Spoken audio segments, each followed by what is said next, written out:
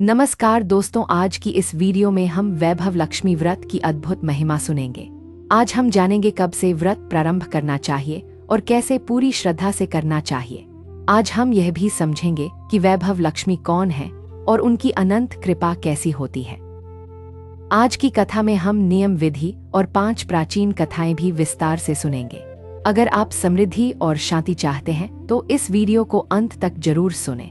आपके घर में सौभाग्य की झंकार गूंजे, इसके लिए हर वाक्य अनुभूति जगाएगा।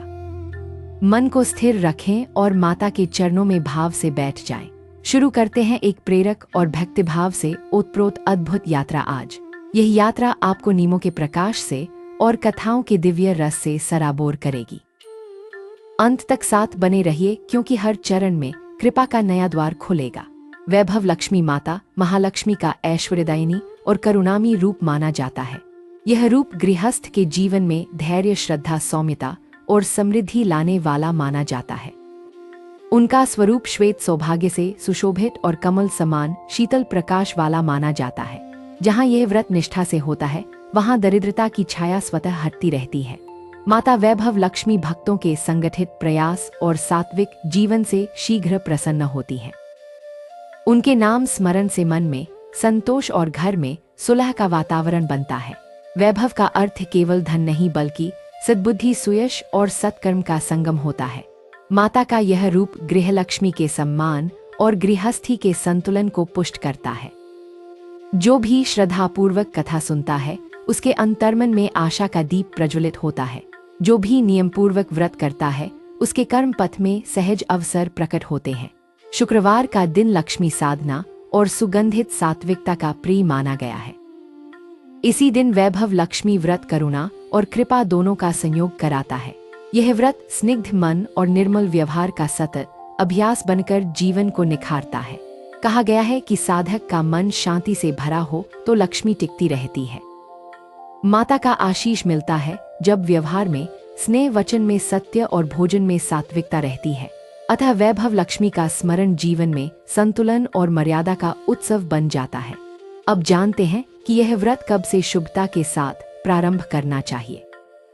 व्रत प्रारंभ का सर्वोत्तम समय शुक्ल पक्ष के पहले शुक्रवार को माना जाता है। यदि वह संभव न हो तो कोई भी शुभ शुक्रवार संकल्प के लिए उत्तम होता है। व्रत प्रारंभ से पूर्व कुलदेवी, कुलदेवता और गृह देवता का स्मरण करना चाहिए। संकल्प में सद्बुद्धि, संयम और परोपकार का वचन मन ही मन लिया जाता है। प्रारंभ के लिए गुरु या परिवार के ज्येष्ठ का आशीर्वाद लेना कल्याणकारी माना जाता है। बहुत से घरों में 11 या 21 लगातार शुक्रवार का संकल्प लिया जाता है। कुछ साधक 31 शुक्रवार तक यह व्रत निरंतर करते हुए उद्दीपन करते हैं। किसी भी शुक्रवार से आरंभ करें, पर बीच में आलस्य और उदासीनता न आने दें। आरंभ के दिन प्रभात में स्नान कर स्वच्छ सफेद या गुलाबी वस्त्र धारण करें। मन में माता वैभव लक्ष्मी का ध्यान कर दिन भर सात्विक व्यवहार रखें। गृह में स्वच्छता, सुगंध और मधुर वाणी का वातावरण बनाते हुए दिन का आरंभ करें। व्रत के दिन नकारात्मक चर्चा, विवाद और अपशब्दों से अपने घर को दूर रखें।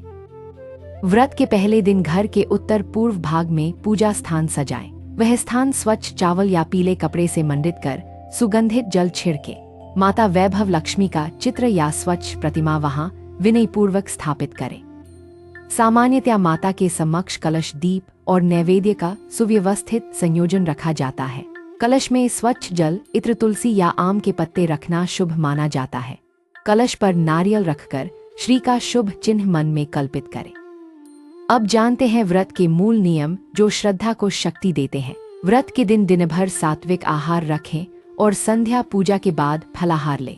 कुछ साधक संपूर्ण दिन उपवास रखकर संध्या में प्रसाद से व्रत खोलते हैं। लहसुन, प्याज और मदिरा जनित पदार्थों का त्याग व्रत की शुद्धि को बढ़ाता है। दान, सेवा और नम्रता को व्रत का अनिवार्य अंग बनाकर दिन समर्पित करें। स्त्रियों के लिए शील, शुचि और सौम्य व्यवहार सबसे बड़ा आभूषण माना जाता है। पुरुषों के लिए सत्यनिष्ठा, संयम और परिश्रम माता की कृपा के पात्र बनते हैं। हर शुक्रवार कथा पाठ और आरती संभव हो तो परिवार सहित करना उत्तम होता है। व्रत के अंत में उद्दीपन करके प्रसाद और वस्त्र गरीब कन्याओं को देना चाहिए। अब जानते हैं शुक्रवार वैभव लक्ष्मी व्रत की विस्तृत पूजन विधि कैसे होती है। प्रभात में स्नान कर स्वच्छ वस्त्र पहने और पूजा स्थान पर आसन बिछाएं। ध्यानस्थ होकर श्री गणेश और कुलदेवता का स्मरण कर विघ्नों का निवारण चाहें। तदनंतर माता वैभव लक्ष्मी का ध्यान कमलासन पर श्वेत प्रकाश से करें। दीपक प्रज्वलित करें और गंध पुष्प अक्षत और कुंकुम अर्पित करते हुए नमस्कार करें। शंख घंटी या मधुर जयघोष से वातावरण को पवित्र और मन को प्रसन्न करें। अब कलश के समक्ष धूप दीप से आहुति देकर शांत ध्यान के साथ बैठे। एक थाल में श्री अर्चन के लिए सादे चावल और कुंकुम रख लें। ओम श्री महालक्ष्मी नमः का जप मन ही मन करते रहे। अब गोधूम या चावल से छोटा श्री यंत्र बनाकर पुष्प समर्पित करें। माता को श्वेत पुष्प, गुलाबी पुष्प या सुगंधित मोगरा समर्पित करना शुभ होता है। नैवेद्य में खीर, पंजीरी, मीठा चावल या बेसन के लड्डू अर्पित करें। भोग के साथ शुद्ध जल और तुलसी पत्ता विनम्रता से अर्पित करते रहें। एक छोटी डोरी या मौली में 8 या 16 गांठें बांध कर रखें। यह डोरी व्रत की निरंतरता और संकल्प दृढ़ता का प्रतीक माना जाता है। कथा पाठ से पहले माता से कहना चाहिए कि श्रद्धा बनी रहे, ऐसा वर दे। अब वैभव लक्ष्मी व्रत कथा का भावपूर्ण पाठ एकाग्र होकर सुनना प्रारंभ करें। कथा पूर्ण होने पर आरती करें और परिवार सहित प्रसाद ग्रहण करें। प्रसाद पहले घर की गृहलक्ष्मी को देकर संग परिवार प्रसन्नतापूर्वक बांटे। संध्या में दिया जलाकर घर के मुख्य द्वार पर भी दीप प्रज्वलित करें। शुक्रवार की रात शांत मन से माता का स्मरण कर समय पर विश्राम लें। अगले शुक्रवार तक सत्य विमर्श कर क्रोध, लोभ और आलस्य से बचते रहें। यदि संकल्पित शुक्रवार पूर्ण हो जाएं तो उद्दीपन विधिवत कर देना चाहिए। उद्दीपन में माता को 16 श्रृंगार और 16 दीप अर्पित करना उत्तम होता है। उद्दीपन के दिन कन्याओं को भोजन, वस्त्र या पुस्तिका देकर आशीष लेना चाहिए। अब आरंभ करते हैं प्राचीन काल की प्रथम कथा जो हृदय को स्पर्श करती है। पहली कथा एक प्राचीन नगर के व्यापारी गजपाति और उनकी धर्म पत्नी सुधा की है। गजपाति समृद्ध थे पर गृह में क्लेश और मन में अनाम भय बना हुआ था। उनके गोदाम भरे रहते थे पर घर में हंसी का दीप मंद रहता था। एक शुक्रवार अंधेरी संध्या में वृद्धा साध्वी दहलीज पर आकर ठिठक गई थी। सुधा ने शीघ्रता से जल और फल दिए तो साध्वी ने करुणा भरी दृष्टि डाली। साध्वी ने कहा, बेटी वैभव लक्ष्मी का व्रत करो और सब सुधर जाएगा। सुधा ने अगली सुबह संकल्प लिया और शुक्ल पक्ष के शुक्रवार को व्रत आरंभ किया। उसने घर को स्वच्छ किया और मन के क्रोध को भी धोना स्वीकार किया था। पहले शुक्रवार कथा के बाद गजपाति का चेहरा वर्षों बाद शांत दिखा था। दूसरे शुक्रवार गोदाम में रुका सामान बिना हानि के बाहर निकल गया था। तीसरे शुक्रवार से साहूकारों का अनावश्यक दबाव स्वयं कम होने लगा था।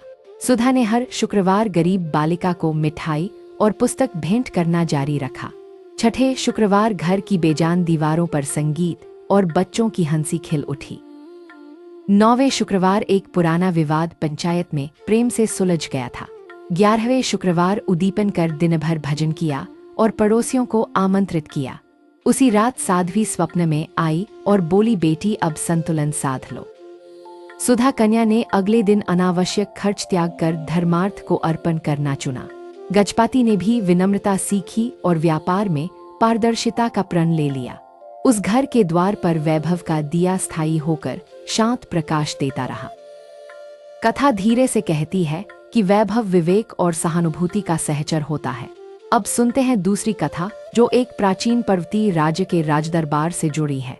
उस राज्य के राजा धर्मेंद्र न्यायप्रिय थे पर खजाने में अनोखी कमी बनी रहती थी। रानी मृणालिनी करुणा की साक्षात मूर्ति थी पर संतान सुख उन्हें प्राप्त नहीं था। एक दिन एक संत वनपथ से आए और राजमहल के बगीचे में ठहरे थे। रानी ने सेवा की तो संत ने वैभव लक्ष्मी व्रत का रहस्य बतलाया था।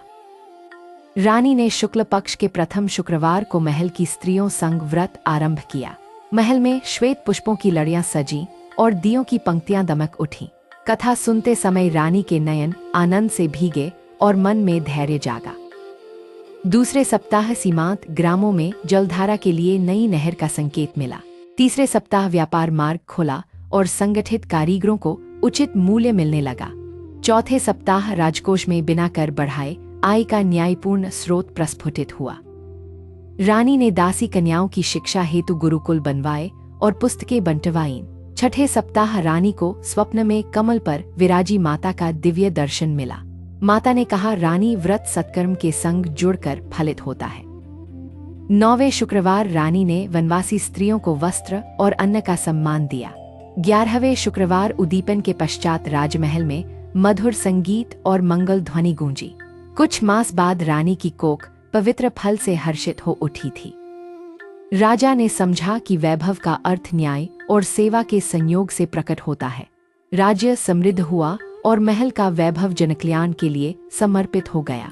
यह कथा सिखाती है कि व्रत का फल सबसे पहले हृदय में जन्म लेता है। अब तीसरी कथा सुनते हैं, एक प्राचीन नगर की विधवा कन्या अरुंधति की कथा। अरुंधति की आयु अल्प थी पर जिम्मेदारियों का पर्वत उसके कंधों पर था। वह तेल के दीप बनाती और बाजार में बेचकर परिवार का पालन करती थी। एक दिन एक वृद्ध महिला ने उसकी थाली से दीपक खरीदकर आशीष दिया था। महिला ने कहा, बेटी वैभव लक्ष्मी का व्रत कर और विश्वास बनाए रख। अरुंधति ने अगले शुक्रवार से मौन संकल्प लेकर व्रत प्रारंभ कर दिया। उसने घर की छोटी सी चौकी पर माता का चित्र सजाकर दीप प्रज्वलित किया। पहले शुक्रवार के बाद बाजार में उसके दीप अचानक अधिक बिकने लगे थे। दूसरे शुक्रवार नगर के एक कारीगर ने उसे मिट्टी पकाने का भट्ठा सिखाया था। तीसरे शुक्रवार एक सत्यप्रिय व्यापारी ने उचित मूल्य पर दीप खरीदना तय किया।